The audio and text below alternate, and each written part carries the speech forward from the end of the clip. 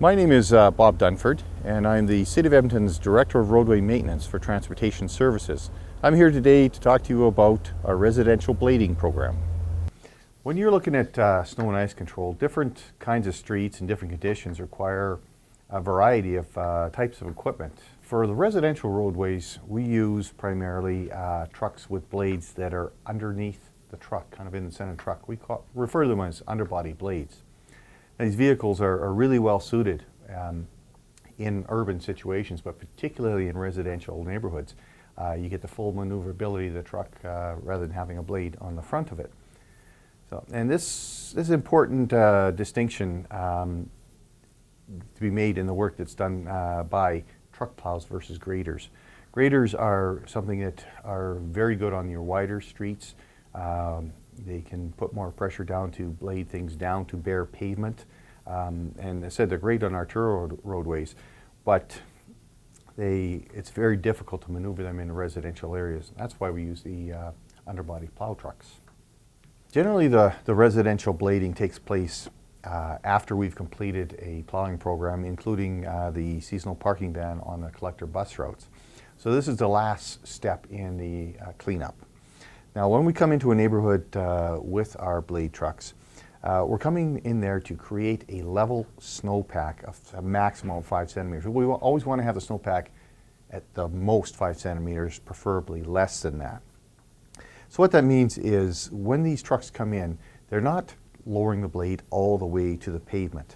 As a matter of fact, if you look at the blade, it is rolled forward slightly so that what they're doing is skimming off the top and leveling off any rutting or irregularities, at the same time reducing that snowpack down to less than 5 centimeters. What this does is it allows the traffic to move more freely. You don't have the ruts in there. Now, and people often ask, why 5 centimeters? Well, 5 centimeters is the level we want to get down below. The theory is that if we do get a melt or a thawing, that if you have 5 centimeters, the snowpack softens up and you break through, it's still maneuverable. It's not so deep that even a small vehicle can move through it. Maintaining the snowpack at 5 centimeters, some people will say it's not necessary. And you know what? You can travel on any thickness of snowpack when it's cold. But we're always looking at, is it going to thaw? And that's why you'll see us doing the residential blading, even more so, let's say in the latter part of the winter where we want to get the snowpack down prior to any thawing. Now, there are advantages to creating a level snowpack rather than scraping down the bare pavement.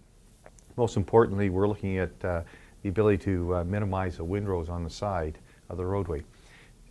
Residential roadways are narrow enough as it is, and if we were to go down to bare pavement, of course that snow has to go somewhere, and you put it up against the curb so you're not covering the sidewalks, what you do is you can narrow down the road far too much. So maintaining a level snowpack means that we're not creating as big a windrows at all. The windrows that are created are smaller, much more manageable by residents if they wish to clear out a parking spot. Now, we do understand that having windrows on the streets can pose a challenge for people backing out of their driveways or parking pads. For that reason, windrows in front of front driveways, we don't leave a windrow larger than 30 centimeters. It's about a foot high for those of us a little older. Now, when we blade in neighborhoods and the windrows are higher than that in front of the driveways, we will send a piece of equipment back to clear it out. We want to make sure it's down below 30 centimeters. But again, 30 centimeters, we feel it's a manageable size in front of the driveways for most residents. Now, the goal of the residential blading program is to maintain the level snowpack, particularly in the driving lanes, more so than parking. Now, in order to do that, it is better for us to go wider. If we can get curb to curb, we like to get curb to curb. That means that we need help from residents. When we are going in to do residential blading, we would ask people not to park on the street. This allows us to do a better job and actually do it faster. Now, there is a parking ban in place when we're doing residential blading. It's simply something we're asking people to help us out by not parking on the street when you know there's going to be residential blading in your neighborhood. The City of Edmonton tries to notify citizens of upcoming tasks, whether it be residential blading or any of our other programs, using a variety of communication methods. You can sign up for an email notification that will direct you to the online schedule for residential blading. You can contact 311 after the seasonal parking ban is ended to find out when crews will be moving into your area for neighborhood blading. You can follow the City of Edmonton on our Facebook page or on Twitter.